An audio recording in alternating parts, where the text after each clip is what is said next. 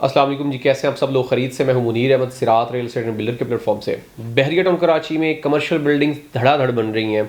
क्या ये सारी आबाद हो जाएंगी? हमारी वीडियो का आज जो है वो उन्वान ये है, हम दोनों एंगल से डिस्कस करेंगे कि क्या ये सही है, क्या ये गलत है।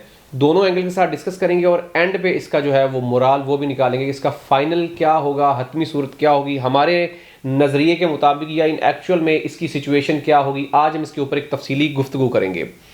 हम सब लोग जानते हैं कि बहरीन कराची में जो कमर्शियल बिल्डिंग्स हैं उनके ऊपर बड़ा ज़ोरों शोर के साथ काम चल रहा है, और इस वक्त जो एक लेटेस्ट सर्वे है, या जो एक आप कह सकते हैं कि बहरिया के फिगर्स हैं, उनके मुताबिक तकरीबन 1300 से 1400 के करीब कमर्शियल प्रोजेक्ट्स बन रहे हैं।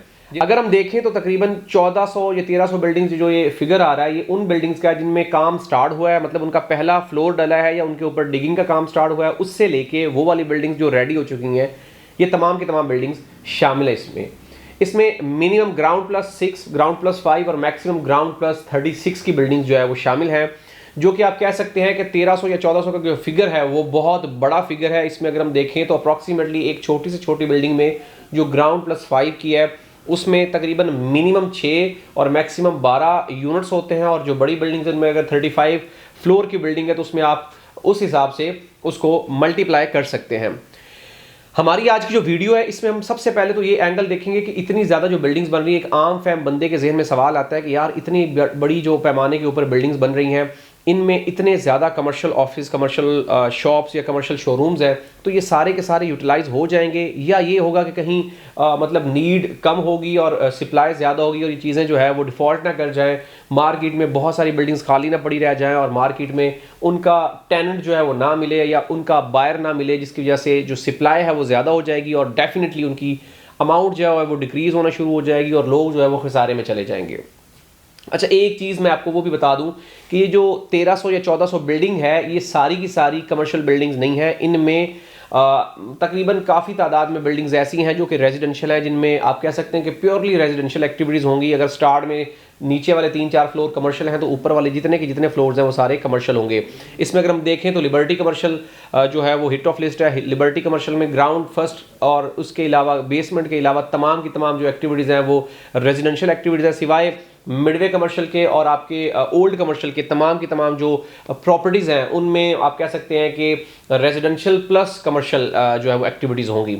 हमारी वीडियो अब अपने पॉइंट की तरफ आते हैं कि बेसिकली सवाल जो है वो एक वैलिड क्वेश्चन है जो हर बंदे के जहन में आता है, लेकिन एक चीज़ जो आप कह सकते हैं कि बहुत ज़्यादा लोगों को डिस्टर्ब कर रही है वो ये कि पिछले 2 से 3 सालों में जो प्राइवेटली कंस्ट्रक्शन वाली बिल्डिंग्स हैं उनके ऊपर बड़ा तेज़ी के साथ काम स्टार्ट हो गया है। अगर हम मेन गेट से एंटर होते हैं तो हर 2 महीने के बाद इसका नक्शा चेंज हो चुका होता है। मतलब अगर हम देखें तो महीना पहले आए तो 2 बिल्डिंग खड़ी होती हैं, महीना बाद आए तो वहाँ पे 3 बिल्डिंग होती हैं, हम 6 महीने बाद आए तो 10 बिल्डिंग नई खड़ी हो चुकी होती हैं।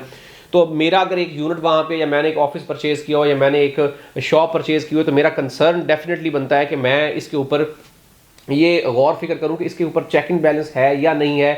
मतलब इतनी ज़्यादा बिल्डिंग्स, इतनी बड़ी तादाद में बिल्डिंग्स बन जाएंगी तो यहाँ पे लोगों की जो नीड है उससे ज़ायद चीज़ें हो जाएंगी, तो डेफिनेटली मेरा सरमाया है, मेरी जो आप कह सकते हैं कि सेविंग है वो रिस्क पे आ जाएगी। डेफिनेटली अगर बंदे ने अगर आज करोड़ की प्रॉपर्टी ली है और वो 3 साल के बाद देखे तो उसकी जो इन्वेस्टमेंट अगर कहीं करता तो वो 3 करोड़ की होनी चाहिए थी, तो उसका ये कंसर्न है कि अगर 3 करोड़ की नहीं तो एटलीस्ट वो 2.5 करोड़ की, 2 करोड़ की या 1.5 करोड़ की एटलीस्ट होनी ज़रूर चाहिए। लेकिन अगर उसके बरकस वो प्रॉपर्टी उसकी जो करोड़ की परचेज़ की है वो 50 लाख के ऊपर जाके खड़ी होगी तो उसके लिए ये सोचने का मकाम है, और वो सोचेगा ज़रूर कि मैं प्रॉपर्टी में लूँ या ना लूँ। हमारी ये तमाम के सवाल जो जवाब, इनका एक ही जवाब है कि जो भी चीज़ें इस वक्त बहरीन टाउन कराची में बन रही हैं वो प्लानिंग के थ्रू बन रही हैं, प्रॉपर प्लान है। हम किसी भी सोसाइटी में जब जाते हैं तो सोसाइटी का मकसद बेसिकली ये होता है कि वहाँ पे चीज़ें प्लान की जाती हैं, प्री प्लानिंग की जाती है। जब भी कोई प्रपोजल दिया जाता है, जब भी कोई मैप दिया जाता है, जब भी कोई सोसाइटी प्लान की जाती है तो उसकी एक प्रॉपर प्लानिंग की जाती है, अगर वो एक प्लान और ऑर्गेनाइज सोसाइटी है। तो बहरीन कराची में अगर हम देखें तो तकरीबन 19,000 एकड़ लैंड बनती है, जिसमें 18,996 एकड़ एक्चुअल इसका जो है फिगर है, जिसमें अगर हम देखें तो तकरीबन 5 to 7% एरिया जो है वो कमर्शियल है और इसमें जो रिमेनिंग सारा एरिया है वो रेजिडेंशियल है। अब सवाल ये पैदा होता है कि 5 to 7% कमर्शियल एरिया जो है वो अगर हम परसेंटेज के हिसाब से देखें तो बहुत कम बनता है, लेकिन इन एक्चुअल में देखा जाए तो ये किसी भी सोसाइटी में जो कमर्शियल एरिया होता है उसको प्रॉपर प्लानिंग की जाती है। इसमें मैक्सिमम किसी भी सोसाइटी को अप्रूव करने के लिए आपको जो मैक्सिमम कमर्शियल एरिया आप कर सकते हैं वो 10% होता है, और मिनिमम एटलीस्ट आपको 2% रखना जरूरी होता है। तो जब ये बात आती है तो 7% एरिया जो है इस बड़ी सोसाइटी के हिसाब से एक माइनर सा कमर्शियल एरिया। और इसमें अगर हम देखें तो कमर्शियल एरिया जितने का जितना भी है, अगर हम देखते हैं स्टार्ट मेन गेट से लेके एंड तक जाते हैं, तो कमर्शियल को इस तरीके से डिजाइन किया गया है कि वो आपके रेजिडेंशियल एरिया को जो है वो डिस्टर्ब ना करे। और जाहिर बात है जब 1% के सराउंडिंग अगर 400 प्लॉट आ रहा है कमर्शियल का, तो 400 कमर्शियल प्लॉट में ऊपर वाला एरिया रेजिडेंशियल भी है, जो मतलब अपार्टमेंट्स की सूरत में, और उसमें जो दरमियान में प्लॉट्स हैं वहां पे भी फैमिलीज रह रही हैं।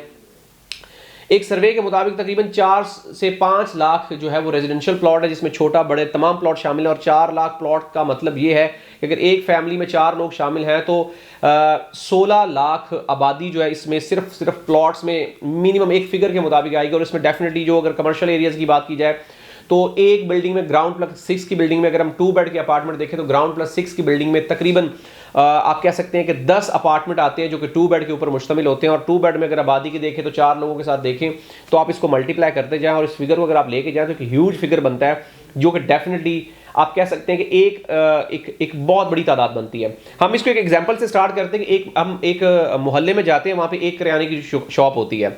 अब उस मोहल्ले में तकरीबन 50 से 100 घर रह रहा होता है, और उस 50 से 100 घर की नीड को एक शॉप जो है वो पूरा नहीं कर पा रही होती है। तो इसलिए वो एक शॉप के ऊपर इतना बर्डन होता है कि वो मार्केट से 10 रुपए ज्यादा की चीज भी बेचती है तो लोग उसको परचेज करते हैं। उसकी एक रीजन होती है कि जिस मोहल्ले में वो शॉप है उससे अगर हम दूसरे मोहल्ले में जाते तो हमें एक सफ़र तय करना पड़ेगा, हमें जाना पड़ेगा। और दूसरा ये कि वहाँ पे आपकी एक इजी टू गो वाला सिस्टम होता है, तो आप उस नीड के मुताबिक चीज़ों को पूरा कर सकते हैं। अब सवाल पैदा ये होता है कि इतना बड़ा जो कमर्शियल है वो जिस सेक्टर में कमर्शियल होगा उसकी नीड भी तो होगी।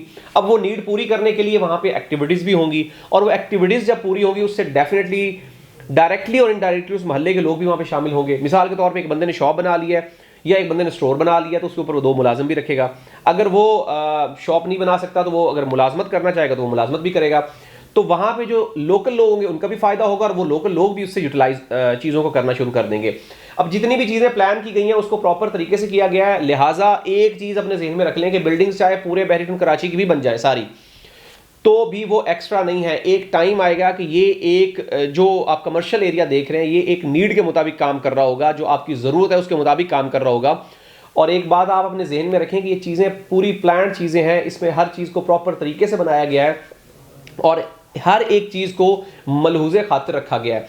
आबादी टाइम के साथ बढ़ती जाएगी, और ये वाली जो आपको सोसाइटी, जिसको आप सोसाइटी कहते हैं, ये कोई सोसाइटी नहीं है, ये एक स्मार्ट सिटी है, ये एक प्लान्ड सिटी है, एक प्लान्ड कम्युनिटी है, जिसमें आपको फ्यूचर प्लानिंग को मद्देनजर रखते हुए इसका इंफ्रास्ट्रक्चर बनाया गया। मगर अगर हम देखें तो इसके रोड्स इतने वसी और अरीज हैं कि आप अगर आप इसको इस तरह से देखें कि पूरे पाकिस्तान में जो हमारी नेशनल हाईवेज हैं वो मैक्सिमम जो चौड़ी से चौड़ी है वो 300 आपकी स्क्वायर फुट की है, लेकिन बहरिया टाउन कराची में जो इसकी मेन शहर है जिसको जनाह एवेन्यू कहते हैं वो 400 फीट वाइड रोड है।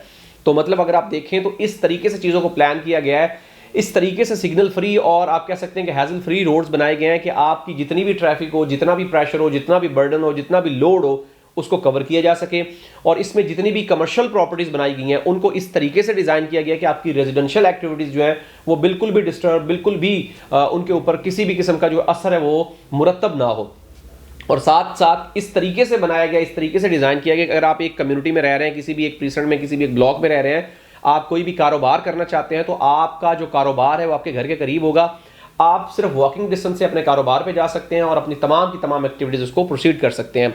डेफिनेटली आज अगर हम देखें तो तकरीबन अप्रॉक्सीमेटली को 3 लाख के करीब जो लोग हैं, अफराद हैं, वो बहरीन कराची में इस वक्त रहाइश पजीर हैं। और डेफिनेटली ये जो चीज़ें हैं ये मल्टीप्लाई होती जाएंगी। 2014 में सोसाइटी लॉन्च हुई, 2019-20 में बहुत सारे एरियाज़ की बहरीन ने पोजेशन देना शुरू की, 2020 में काफ़ी सारे विलास की बहरीन ने पोजेशन दी। 3 साल में ये वाली फिगर जो है वो आ चुका है। लोग डे बाय डे यहाँ पे मूव हो रहे हैं।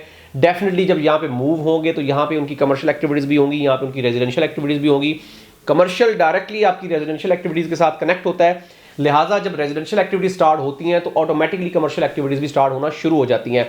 अगर हम इस तरह से बात करें तो जब 2016 में मैं बहरीन कराची में शिफ्ट हुआ था तो पूरे बहरीन कराची में सिर्फ एक डिपार्टमेंटल स्टोर था जो कि पूरे बहरीन कराची की नीड पूरी कर रहा था। लेकिन अगर आज हम बात करें 2016 से लेकर 2024 है तो इस टाइम फ्रेम में अगर हम देखें तो बहरिया टाउन में जितनी बड़ी चेंजिंग आई वो आपके सामने है कि एक स्टोर क्या इस वक्त 10 छोटे बड़े स्टोर्स हैं जो कि प्रीसेंट की एरियाज़ में है, और उसके अलावा जो छोटी मोटी जो शॉप्स हैं, ग्रोसरी स्टोर्स हैं, वो अलग है।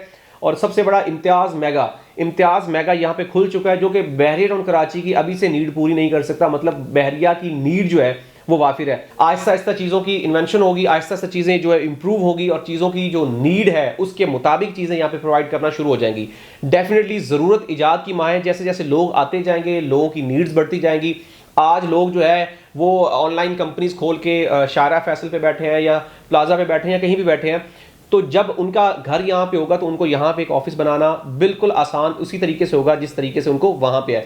बजाय वो डेली के ट्रैवल करें, वो यहाँ पे अपना एक ऑफिस खोलेंगे, वहाँ पे उसको ऑपरेट करेंगे। इसी तरीके से कोऑपरेटिव ऑफिस खोलेंगे, इसी तरीके से मार्केट्स खोलेंगे, इसी तरीके से हर ज़रूरत की चीज़ें यहाँ पे आहिस्ता आहिस्ता खुलना शुरू हो जाएंगी।